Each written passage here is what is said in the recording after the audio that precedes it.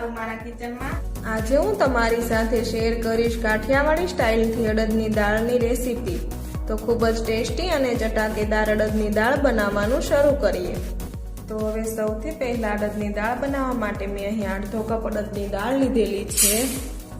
અડદની દાળને સારી રીતે સાફ કરી અને 2 થી 3 વાર આપણે પાણીથી ધોવાની છે અને પછી આપણે દાળને બાફવાની છે। તો મેં અહીં અડદની દાળને ખૂબ જ સારી રીતે ધોઈ લીધી છે। હવે આ અડદની દાળને આપણે પાણી સાથે કુકરમાં એડ કરી લઈશું।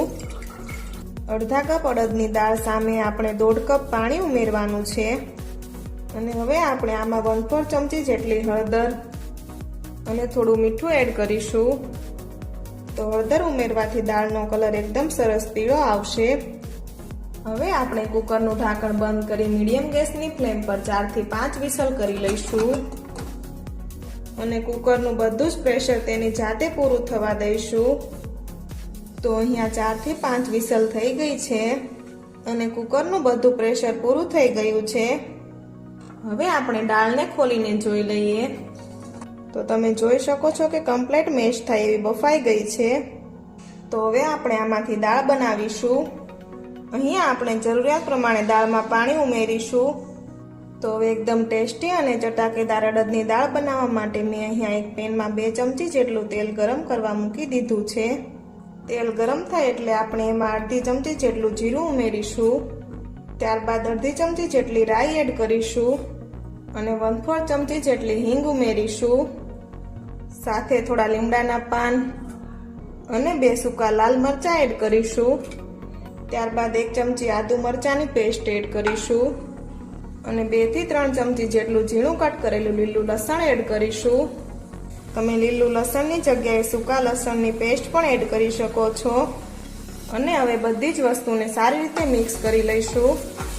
અડદની દાળનો ખાસ વઘાર કરવાની જ ખૂબી છે। આ રીતે સરસ વઘાર થાય તો દાળનો સ્વાદ ખૂબ જ સરસ લાગે છે અને તેલમાં એકદમ સરસ લો ફ્લેમ પર લસણને સાતળી લઈશું એટલે દાળમાં લસણની ફ્લેવર ખૂબ જ સરસ આવે। મેં અહીંયા બિલકુલ ડુંગળી નથી ઉમેરી। તમારે જો ડુંગળી એડ કરવી હોય તો ડુંગળી પણ એડ કરી શકાય। તો તમે અહીંયા જોઈ શકો છો કે લસણનો થોડો કલર ચેન્જ થવા લાગ્યો છે। હવે આપણે આમાં એક મીડિયમ સાઈઝનું ઝીણું કટ કરેલું ટામેટું ઉમેરીશું અને મિક્સ કરી ટમેટું થોડું સોફ્ટ થાય ત્યાં સુધી સાતળી લઈશું। તો હવે ટમેટા થોડા સોફ્ટ થઈ ગયા છે। તો હવે આપણે આમાં બાકીના મસાલા કરી લઈએ। તો ખાસ મસાલા કરો ત્યારે ગેસની ફ્લેમને મીડિયમ રાખવાની। તો હવે આપણે આમાં અડધી ચમચી હળદર પાવડર, ત્યારબાદ 1 ચમચી જેટલું લાલ મરચું પાવડર અને 1 ચમચી જેટલું ધાણા જીરું પાવડર એડ કરીશું અને મસાલાને ખૂબ જ સારી રીતે મિક્સ કરી લઈશું। તો આ રીતે તમે પહેલા તેલમાં મસાલા મિક્સ કરી દાળનો વઘાર કરો તો ખૂબ જ સરસ દાળનો કલર આવે છે। તો હવે આપણે આમાં જે બાફેલી દાળ છે એ એડ કરીશું। તો મેં અહીંયા બધા પાણી સાથે દાળને એડ કરી લીધી છે।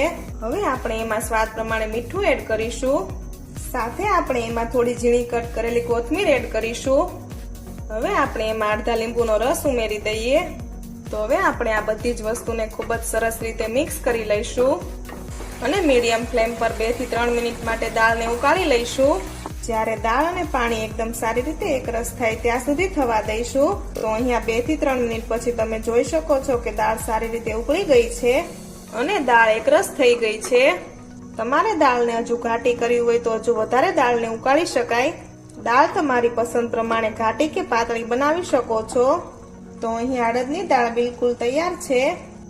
તો થોડી સ્પાઇસી અને એકદમ ટેસ્ટી અડદની દાળ તૈયાર છે। તમે અડદની દાળને બાજરાના રોટલા સાથે સર્વ કરો તો ગરમા ગરમ એકદમ ટેસ્ટી અને ચટાકેદાર આપની દાળ બનીને તૈયાર થઈ ગઈ છે। તો તમે એકવાર આ રીતે અડદની દાળની રેસીપી જરૂરથી ટ્રાય કરજો। તમને મારી આજની રેસીપી ગમી હોય તો કોમેન્ટ કરી જરૂરથી જણાવજો। સાથે મારા વિડીયોને લાઈક અને શેર કરજો અને મારી ચેનલને સબસ્ક્રાઇબ કરવાનું ના ભૂલશો। Thank you for watching.